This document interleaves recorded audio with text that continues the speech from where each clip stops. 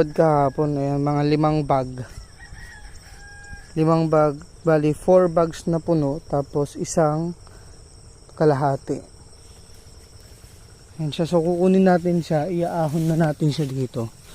Then tatakpan natin ng dayami para hindi mawala yung moisture niya. Ayan, hihilain na natin siya.